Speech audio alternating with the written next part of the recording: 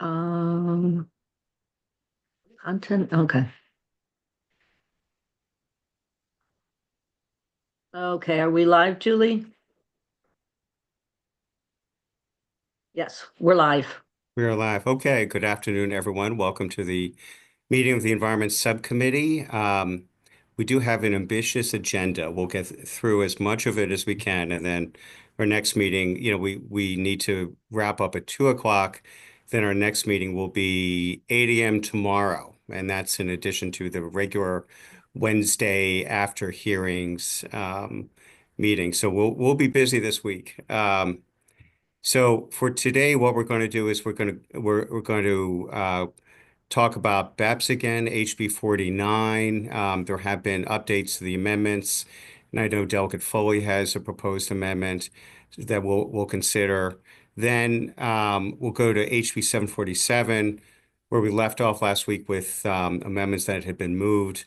Um, uh, by Delegate Lehman, I believe, and then if we have time, we'll start discussion of the bottle bill, HB 232.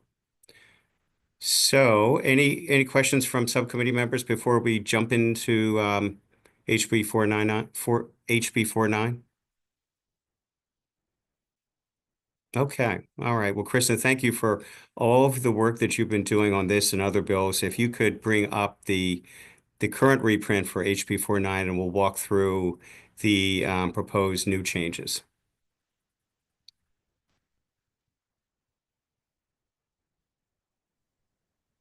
Hmm. Um, okay, so I'm assuming this is on your screen, okay? Yes. Okay. So I highlighted the changes from the last time the subcommittee took this up. And so what this does is it's adding language to the law that establishes the requirements for the BEPS regs. So in new item 6, it would require the regulations to credit the greenhouse gas reduction impact of on-site use of biomethane. 7 and 8 are redrafts of provisions that were in another location in the last reprint. This would exclude the energy use and greenhouse gas emissions related to the production of steam for sterilization in one of those various building industry categories. 8 would exclude the energy use and greenhouse gas emissions related to emergency backup generators in those buildings. And then item 9 would consider or account for operational needs of buildings, including scaling factors to adjust for different operating hours.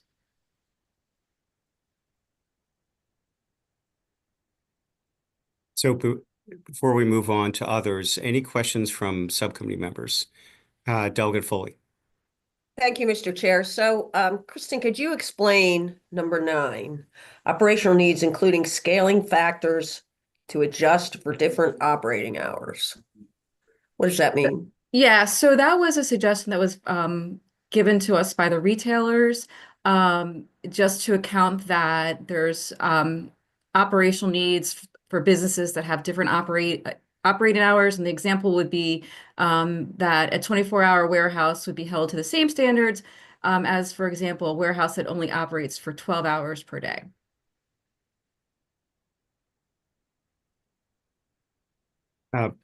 Delegate Foley, any follow-up questions or? Yeah, I don't understand. How does that impact?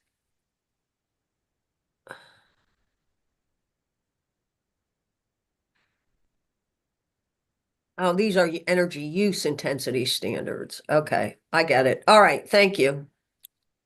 Okay, Delegate Ruth.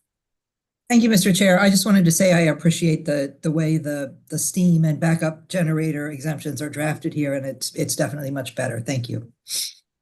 Great. Okay. Any other questions about these 4 items that are highlighted? All right. Well, why don't we move ahead?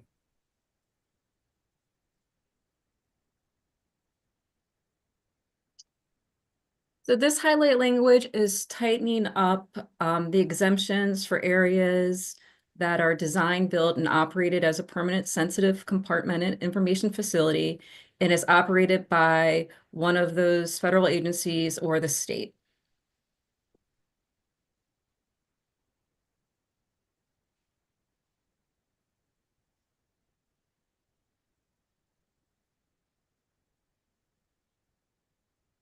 And Krista, remind me, MDE had proposed this sort of revision of the language for these types of facilities. Correct. Okay. Well, Delegate Allen. Thank you, Mr. Chair. I'm not sure if this would even apply, but I do know some of these, the SCIFs and areas like that, which we talked about before. I know some of them, if they're a high-ranking enough member, are actually in people's homes. Does this apply to those types of SCIFs? Do we know? That wouldn't be a covered building. Okay. Got it. I just wanted to make sure. I wanted to make sure that we weren't like dragging people's homes into this. Thank you. Okay. And let's see, just checking to see who, Chris from MDE, could you, I know since you know, MDE revised the language so that it reflects the way it is now. Could you explain any other tweaks or changes to the language compared to before? Happy to. Thank you for the question, Mr. Chair. Chris Oakland, Department of the Environment. So we had suggested first including the U.S. General Services Administration. It's a civilian federal agency, but they often are the first sort of lessor or lessee for the buildings in this situation. And that was in lieu of including all contractors for all agencies. Okay. All right. Thank you. Delegate Ruth. Thank you, Mr. Chair. Just following up on Delegate Allen's question, I think if a person's home were in a multifamily building, it would be in a covered Thank you so building. much. Oops, Thanks, you too. Delegate Lehman, you're not muted.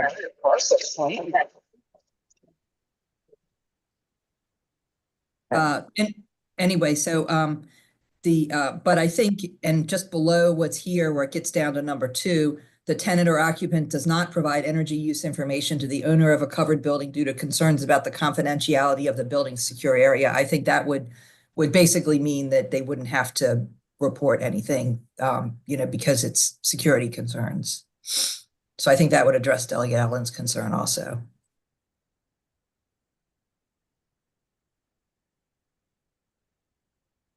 Okay. All right.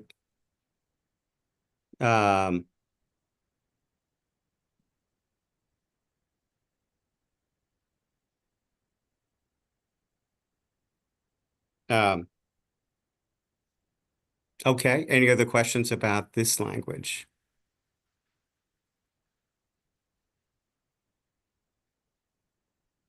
All right. Why don't we move on?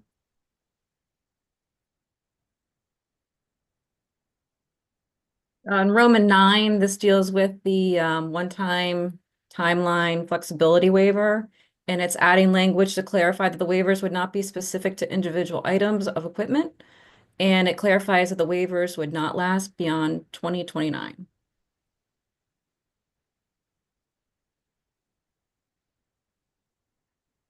And Chris, I know that MDE had a hand in proposing this language. Could you explain the thinking behind it?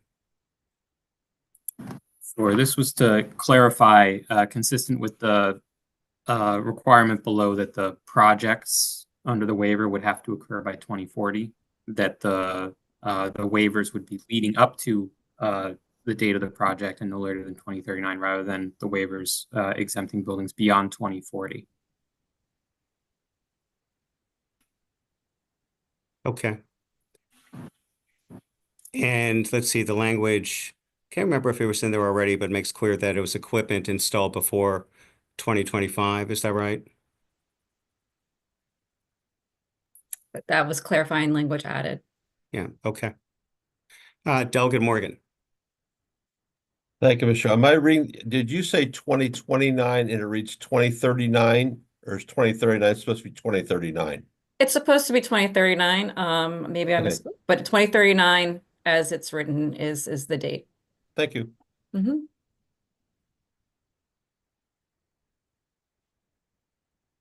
Okay, other questions about this language? And Kristen, why don't you move on to, I guess, So 1A? yes, so this is adding more information that would be submitted with the request, and that would be an inventory of descriptions, serial numbers, and installation dates of the equipment that provides the basis of the waiver application. Okay, any question about that language?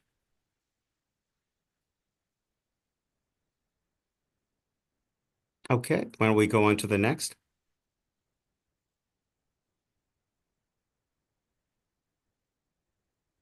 So this language would apply to the economic and feasibility waiver. And this would be for situations when covered buildings are exercising the alternative compliance fee option for both greenhouse gas emissions and energy use, that only the higher of the two fees would be considered when calculating the avoided compliance payments. It also, in that waiver request, the consideration would be given to the availability of capital. Yeah, the first one, I guess, just clarifies what had always been our intent. Is that right? So there is language in the bill that would say if you're doing both, you would only have to pay the higher of the two fees. And then this goes a little further to say only the higher of that fee is going to be calculated in the avoided Mm. payments I for see. the economic and feasibility. Right. Okay, any questions about these 2 points?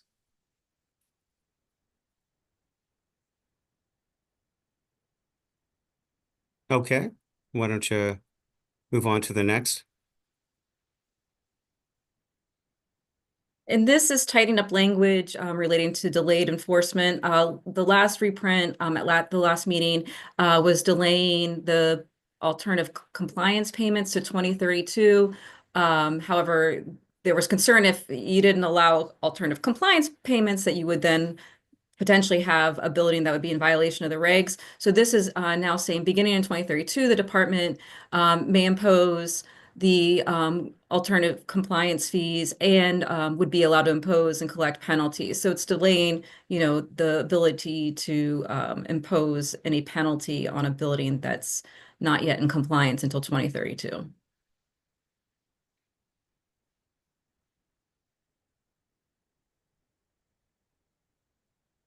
Okay, any questions about that language?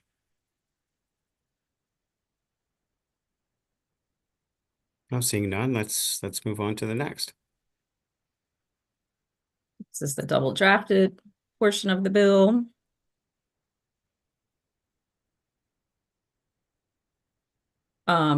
Oh, I guess I highlighted the wrong place. That was the language is meant to say that the delay enforcement is for violations of the regulations. So it'll be updated in the other portion too. Okay. So this is updating the definition sections that apply to BEPS. There was a question last week whether critical infrastructure included data centers. So I brought in a definition for consideration from current law that does include data centers in the definition of critical infrastructure. Above that in Roman 4, where there's an existing exclusion for manufacturing buildings. The department had further fleshed out this language. I think this is what they have in their regulations to be buildings which 50% or more of the building's gross floor area is used for manufacturing. And then that definition of manufacturing from current law was also brought into the definition section under current law 2-1202. And So initially, the bill had just said a manufacturing building. correct. That was previous language, and but this makes it consistent with MDE's regulations. I believe this is what is in their regulations, but that might be a question for Chris. And then I also brought Chris? in the current law definition for life sciences, which was in the original law, and I just brought that in so you could see it, and that would be in the economic development article 3-201. Right. Chris, on the manufacturing language, is that right? That's what this language does. Thank you for the question. It would include in its entirety the definition of manufacturing in 2-1202, which, thanks, Kristen, is on the screen here. That includes 3 subparts.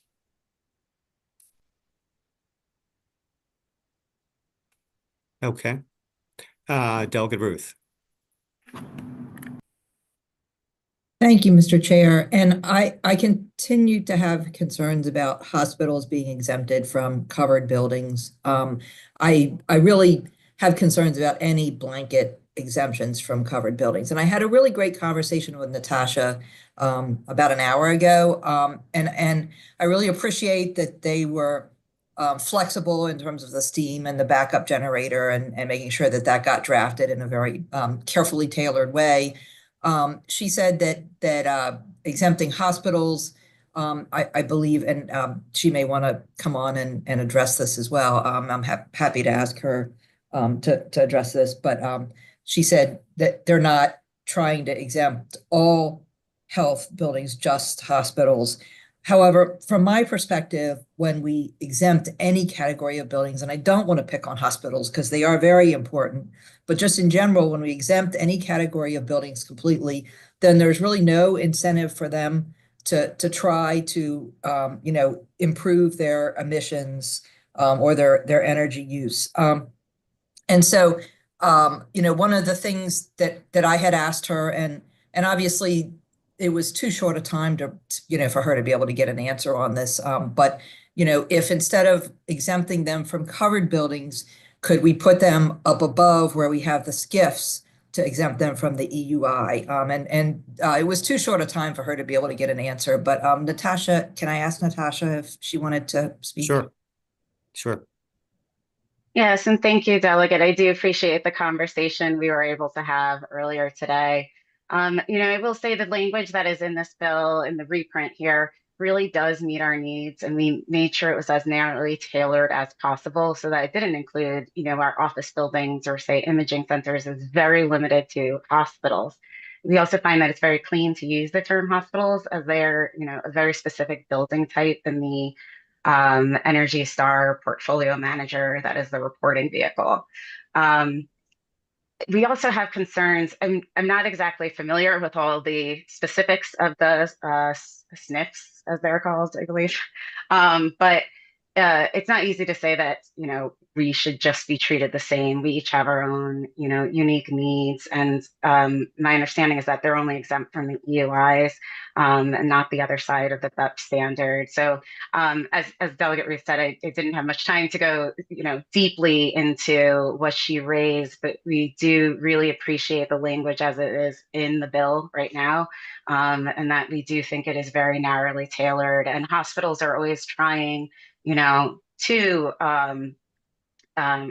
meet generally as they advance energy standards and making sure that they're energy efficient. It is in our overall, best interest as technology advances to do so. But just at this time, as it comes to hospitals themselves, we really need this exemption and the language as it is in the bill.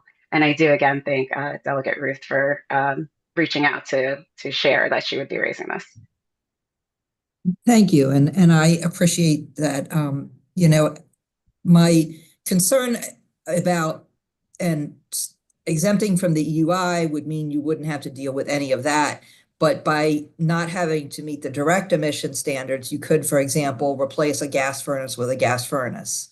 And there would be no incentive to try to go with some sort of, other furnace that wouldn't, generate fossil fuels. Anyway, Mr. Chair, I think I saw somebody from IMT on. Could I ask them if they could explain the implications of exempting it from covered buildings versus exempting it from EUI, what the difference would be? Sure. And then we'll get to Delegate Morgan, who has a question. Thank you, Mr. Chair. Thank you very much. My name is Cliff Majerzik with the Institute for Market Transformation, IMT. Yeah, I think Delegate Ruth put it correctly. Exempting hospitals from energy use intensity would mean that they wouldn't have to worry about energy efficiency, but they would still have to work towards decarbonizing. So they wouldn't be able to, say, replace a gas furnace with another gas furnace. They'd be moving towards replacing with heat pumps, for instance, which I think is in line with the intent of the legislation, and certainly hospitals do use a lot of energy.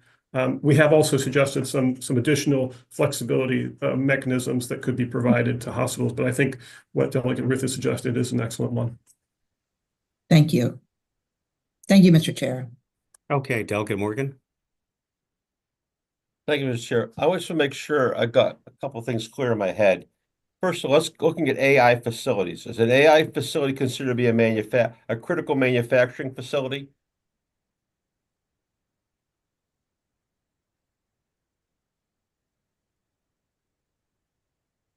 Is there anyone who can answer that?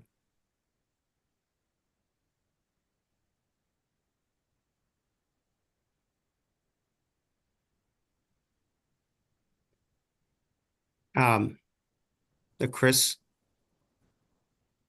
I'm not sure I can fully answer the question, but I do believe data centers are now critical infrastructure.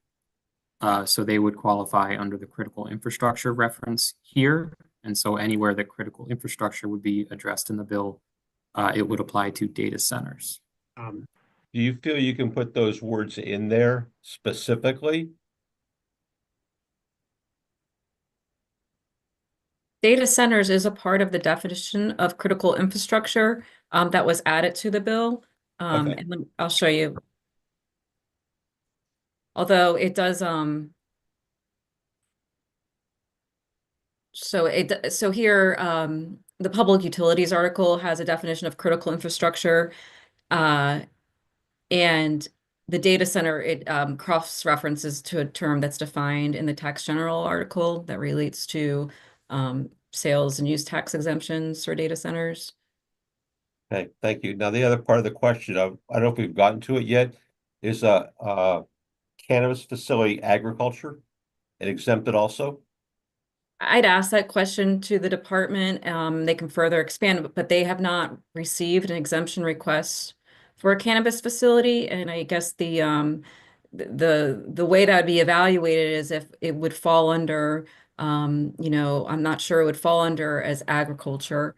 And then there's manufacturing, but that relates to transforming tangible personal property into a new or different article of tangible personal property. So I'm not sure a growing operation would qualify under that exemption, but that's basically the answer that I have received from the department.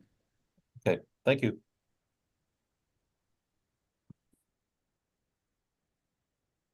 Okay.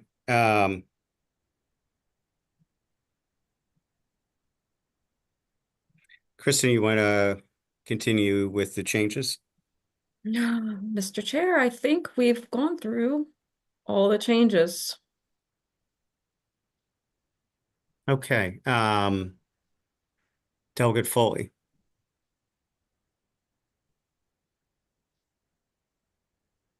I'm Oops. sorry, Mr. Chair. I had my hand raised and I'm not sure why. I'm lost. Okay. Okay, All right. thank you. Sorry. Okay, and after we consider these, I'll get to you to talk about your amendment, Delegate Foley. Delegate Morgan. Damn button. Thank you, Mr. Chair, again. Could you, Kristen, help me a little bit on trying to understand why MD added the 50% requirement for manufacturing? in the definition? If I could, I'd like to defer to MDE on that.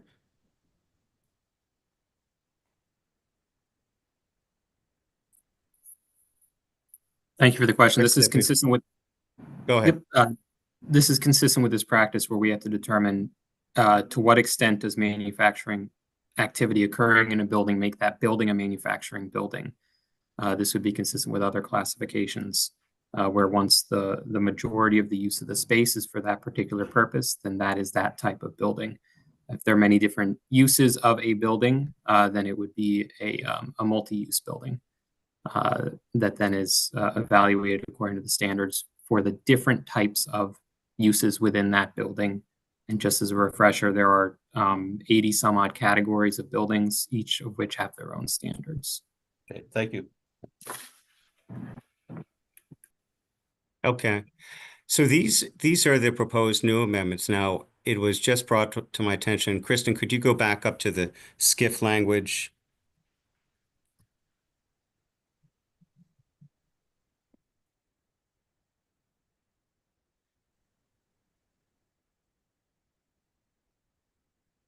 Thank you. I think the language we initially had would have covered military contractors with SCIFs, but this would not. So I think we are going to need, because our intent had been to cover military contractors with SCIFs. So we're going to need to tweak that language, which means we're going to hold these new amendments. Well, we're really all the amendments. We won't vote on them today. Hopefully tomorrow morning we can get that tweak made. Delegate Lehman. Thank you, Mr. Chairman, and I apologize to everyone for having my camera off. I'm driving, and No worries. let the chair know that I could not be on camera while I drive. But to return to Delegate Ruth's concern about buildings that are exempt from covered buildings, not then having any real requirement or incentive to reduce their emissions and get away from gas. What is there, first of all, I guess, is there any look back requirement in this bill, or is the law going to sunset? When will we be able to reevaluate whether, these were either, wise decisions, or whether there's maybe new technology, a reason to relook at these issues? That's my concern. That we have a way of reassessing if we did the right thing here, especially on these exemptions like data centers. Well, good question. Chris, could you remind us, is there any reporting requirement about the efficacy of the BEPS regulations after a certain number of years? Thanks for the question. I was going to say, if not, I would certainly like to see that. I don't think it would hurt to have a look back provision, added if it's not, an explicit one. There's not I don't know if there's a look back provision, but the reductions that need to be made by 2040, those I believe are subject to termination 2029. So in that way, the bill would be coming back to look at it again, just to extend that provision. Okay, but we'd be talking 15 years from now. Is that what you're saying? No, this is 2029. Oh, I thought you said 2040. It's the goal. The goal for 2040, I believe, is subject to termination. Let me see what I have here. Okay, so I'm sorry, Kristen, what is the relevance of 2029 then? I lost the message. Sorry, I'm just trying to bring up the relevant code here.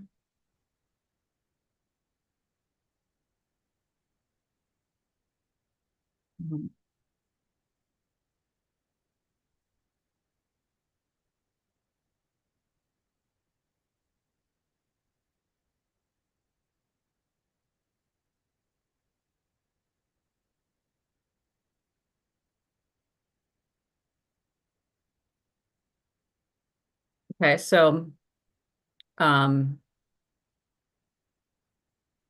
there's the net zero direct greenhouse gas emissions by 2040. That provision is subject to termination in 2029.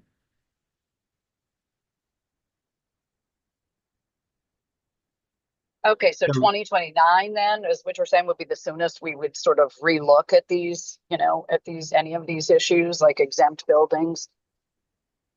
Correct.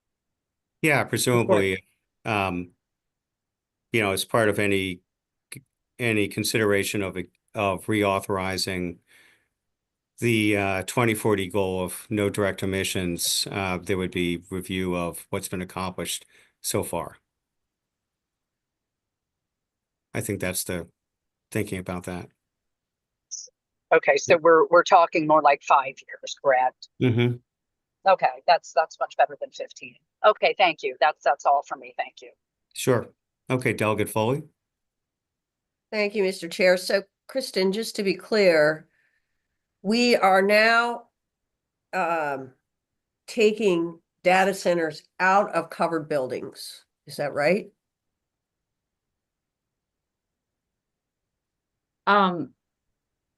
To the extent that critical infrastructure would receive exclusions. Okay, I thought okay. I'm misunderstanding then. I thought critical infrastructure would be excluded. To the extent that their greenhouse gas emissions would be related to backup generators. Here, let me see if I can share my screen again. Oh, okay. Hold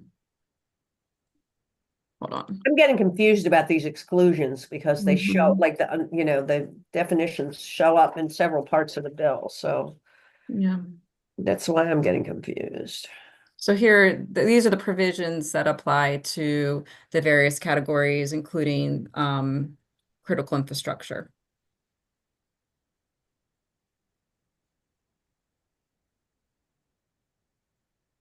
Okay.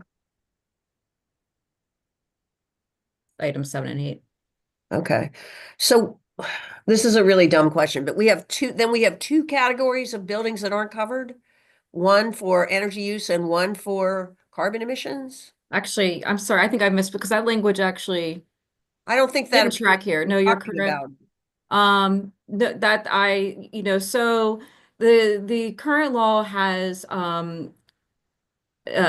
language that would require regulations to account for critical infrastructure. I actually thought that language tracked in 7 and 8. I'm But it not doesn't. sure. It's back. It's later in the bill. That was just the definition. It's actually right above in 3. Right. That's what I was just reading off of. But the what's printed later in the bill is the definition for critical infrastructure. So Okay. I guess I would need to ask MD. I'm not sure if I dropped this when I was drafting it or if this is what the language came in as suggested from MDE to not include in critical infrastructure. I don't know. You mean for 7 and 8? For 7 and 8, right. Right. I So it's see a it toss-up under, bill? yeah. It's under current law in lines 19 through 22, where the regulations need to account for unique needs of buildings, including critical infrastructure. But the language here with respect to excluding energy use and greenhouse gas emissions, Doesn't talk about that. it doesn't have that in item in 7 and 8. That's right. Yep. And but then you go on later on, I don't even know what the hell page this is, but in section 2-1202.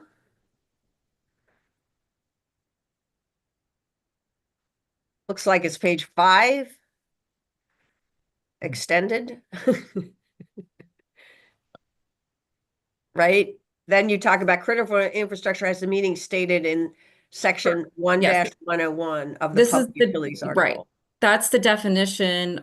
This is being added to the definition section that applies to BEPS. So with respect to what's in current law, this definition of critical infrastructure would apply to that provision.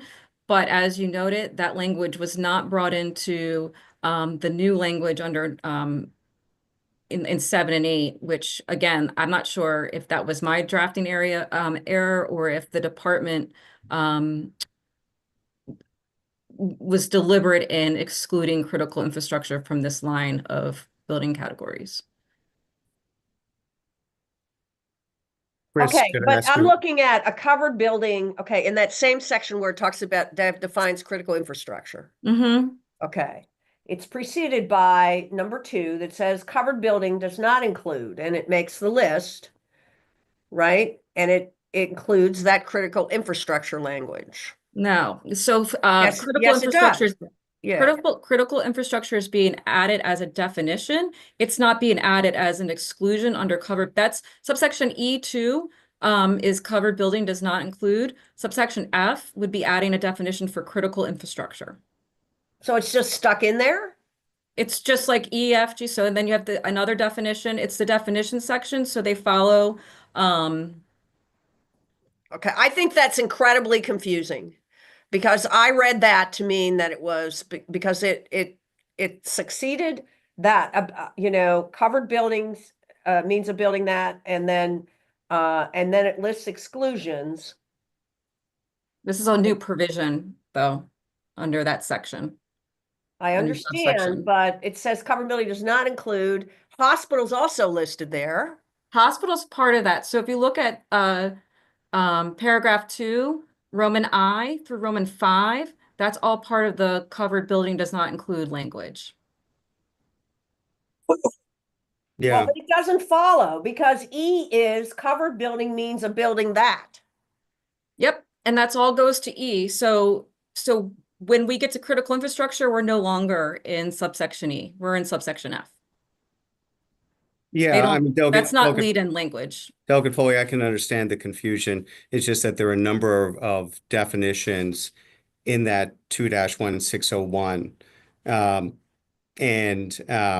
Includes a covered building, which in part of that says means a building that, and then does not include. But then there are other definitions that in there that aren't related to what's included within a covered building. Critical infrastructure is just one of them. But I can understand, I can see how it would be confusing. Yeah, because the other reason is those are capital G, capital H. This is lowercase f, so I can't follow it. Okay, well, maybe. Yeah, I mean, it needs to be clearer. So that's what prompted my question because it makes it sound like the whole thing is exempt. The whole data center is Okay. exempt. All right, maybe there's a way we can try to make that clearer. Yeah, I mean, Take if a it's look at that. exempt for backup generation, that's one thing. If it's exempt overall, that's a whole other thing, Mhm. right? Am I right? Yeah, Okay. So I think it just needs to be clearer. Thank you. okay. And Delegate Ruth, I know you have your hand up, but I don't want to get away from the question of whether in 7 and 8 on page 2, that whether critical infrastructure was meant to be included there. So see, Thank you. That was Jeremy my question. Baker, That was you my have your hand up. question. Yeah, okay, that was your question. All right, good.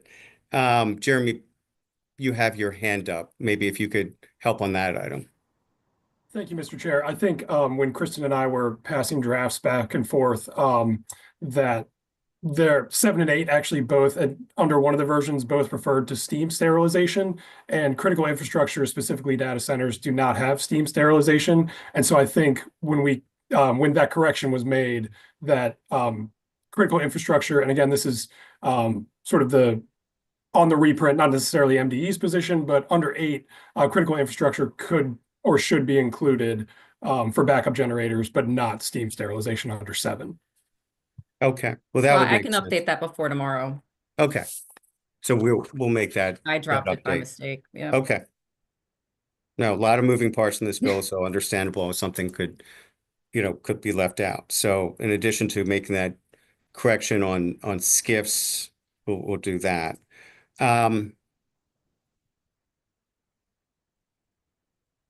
Okay, so what we'll be doing again is for tomorrow morning's meeting, we'll be making that tweak on 8 to include critical infrastructure. We'll be clarifying for SCIFs that includes military contractors with a SCIF. Delegate Ruth, I don't want to, again, be in a position suggesting amendments, but if there's anything you want to propose on hospitals, we could take it up tomorrow morning. Thank you. I really appreciate that, Mr. Chair. I was going to ask you after subcommittee. I didn't want to Sure. take up time. Thank you. Okay.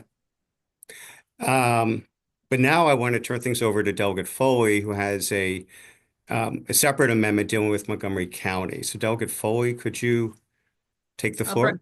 I'll bring it up for you. Okay, Great. thank you. I hope I can do this.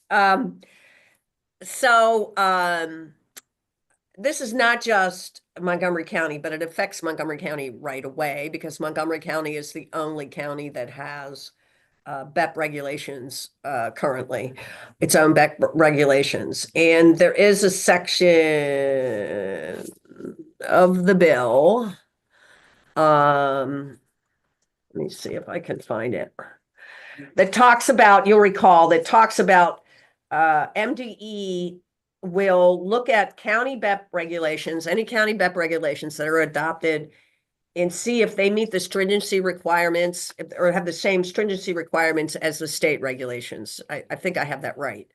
And when that occurs, then if MDE ascertains that, then those the buildings in those counties with those approved regulations will follow the county BEPs.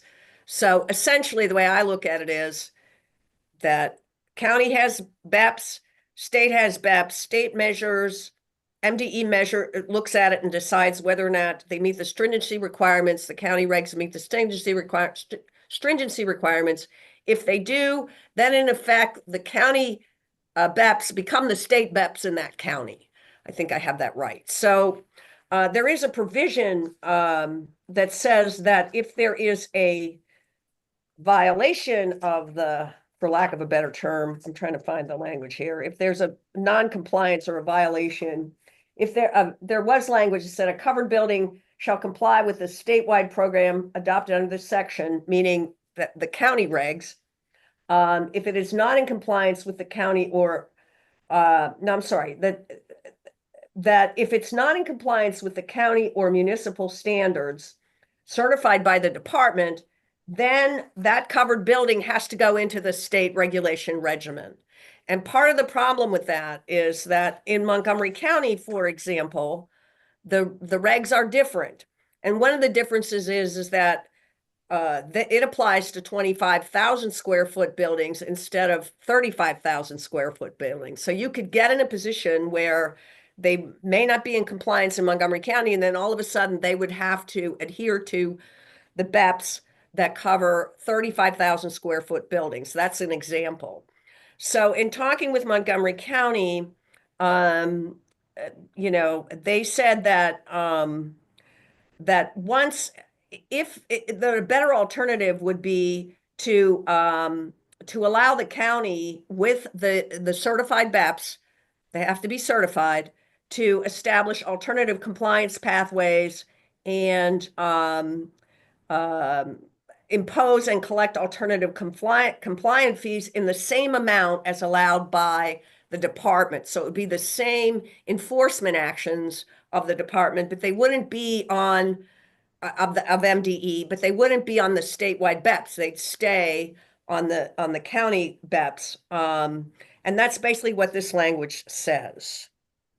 So it's an enforcement action. It doesn't change the requirements. It changes what happens when when a building is out of compliance and the enforcement actions that are employed. So that otherwise it's too confusing and too complicated for the buildings to move from one set of BEPs to another. So that's what this language does. And that's why I would like to propose it as an amendment to the bill. Okay, questions for Delegate Foley? Delegate Lehman. Yes, very briefly, Mr. Chair, and thank you, Delegate Foley, for explaining that. is there, I think you touched on this, but is there any scenario under which this amendment could cover other counties going forward, besides Montgomery? Yes. And if- how would that work?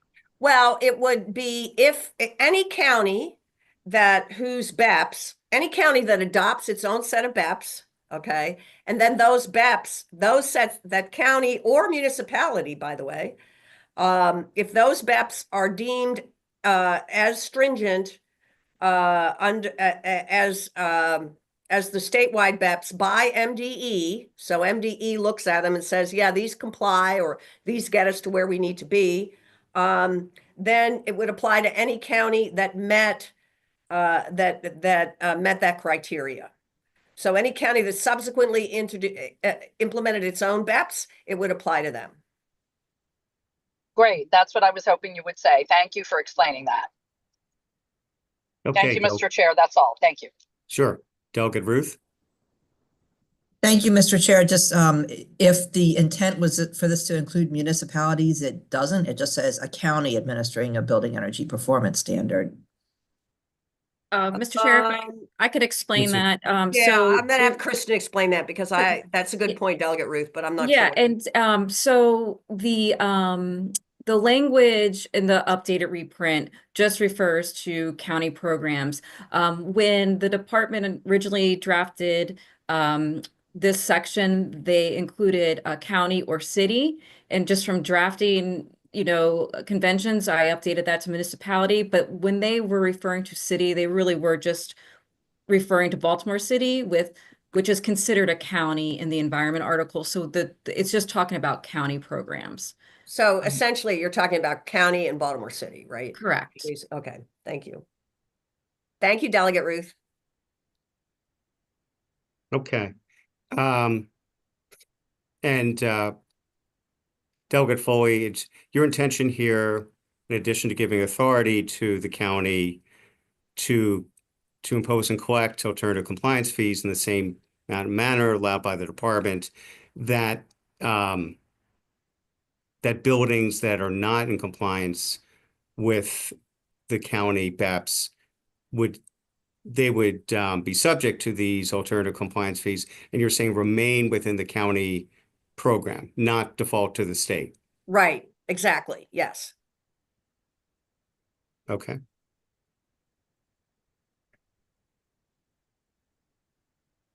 Okay.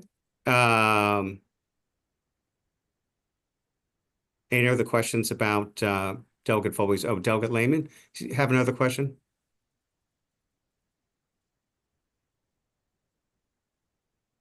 Delegate Lehman, are you good? Yes, I'm sorry. I didn't lower my hand. Thank you, Mr. Okay. Chair. All right. So we'll put this on the agenda for voting tomorrow morning as well. Thank you, Mr. Chair. Sure. Okay. So we're until tomorrow morning at 8 o'clock. We are done with BEPS. We have looks like about 8 minutes. And so the next bill I'd like to bring up is House Bill 747. Delegate Guyton's bill about septics and inspection and certification.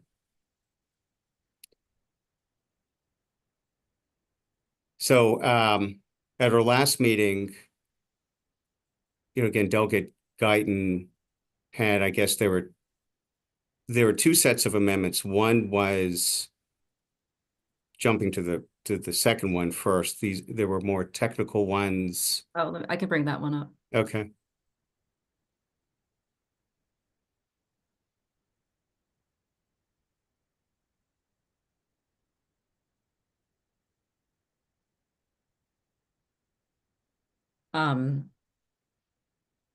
It's extending a sunset provision and implementation dates related to the State Board of On-Site Wastewater Professionals. I'll show you what the dates. So under current law, the law that relates to property transfer inspection licenses terminates July 1st, 2025, and that sunset is being extended to 2027, along with implementation dates related to the State Board, so that they would be on the same path. Yeah, Once, Delegate once, Foley? once the board's up and running, it would take over, licensing for those property transfers. Right. Delegate Foley? Did you say 2027, Kristen, or 2028?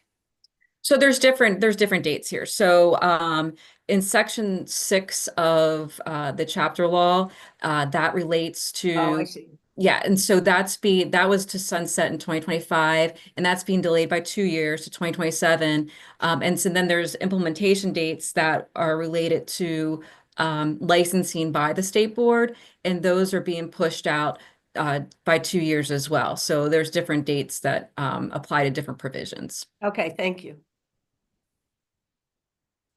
Okay, and then the other amendments, I guess, do two things. They establish that the county health department or whatever agency is responsible would get it when there is a system under the bill, that a septic system that does fail, the health department would have to be notified, as well as when the system is fixed. Is that right? That's one part of the amendment, correct? Yeah, and then the other part deals with exemptions for the testing for property transfers. Correct, and that would exempt under subsection B certain family relationships, situations where the property's mortgage is being refinanced, or the change in ownership or from form of ownership does not involve the introduction of new parties, as long as the on-site wastewater system has been inspected within the immediate preceding 5-year period. Okay, Delegate Ruth? Thank you, Mr. Chair. I believe at the end of the last meeting, these amendments were moved and seconded, so can we vote on them? Are we ready? Sure, we can. I mean, I did have a question, and I'm sorry I didn't think of it earlier, as to whether the local health departments had been consulted on this and we're okay with this language. Does anyone know, either among the subcommittee members or the advocates?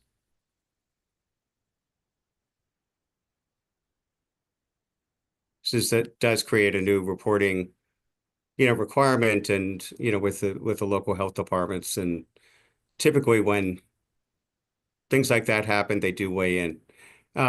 Drew? I believe that we had in the original language that there was going to be, that the health departments had to be involved, or maybe that was in an early version of these amendments. I'm getting confused, but I know Mako didn't have a problem with this bill, and they often represent the local health departments, but I guess no, that wasn't in the original. Right, sorry, my confusion. Okay. Dom? Yeah, so it looks like in the original it wasn't in there. I do not handle health stuff, so I would have to confer with my colleague, but I'm just looking at our internal records. I would want to run that by our folks really quick. If you wouldn't mind sending us the language, and if you can take this up tomorrow, if you want to answer from our health folks. Sure. I would just feel more comfortable getting an answer. Yeah. Hopefully they're fine. They're fine with this, but just anticipating a potential question as to whether they've been consulted. Yeah, so if you email this to me, we will have you something for 8 a.m. tomorrow. Great. Thank you. I'll send an email. Okay, thank you. All right. Well, we just have 3 minutes left now, so certainly not nearly enough time to review the bottle bill, Delegate Terrazas's House Bill 735. Hopefully we'll get to reviewing it tomorrow with some proposed amendments, especially about the effective dates of the bill. So I guess no point in starting the discussion about that, but just heads up, that'll be the next item after we get through 49 and 747. That'll be the next item we'll be looking at. So since we're at 158, Kristen, is there anything that we should bring up before we sign off? I don't think we have time. Okay. All right. And just thank you thank you to Kristen for your work, for the subcommittee's work, the advocates for your help. Again, we'll be meeting for an hour tomorrow morning from 8 to 9, and then we will have our regular meeting Wednesday at some point after hearings. That, since we do have, an extensive agenda still to go, that will probably go for more than an hour. So just giving you a heads up about timing. But with that, we are adjourned. Thank you.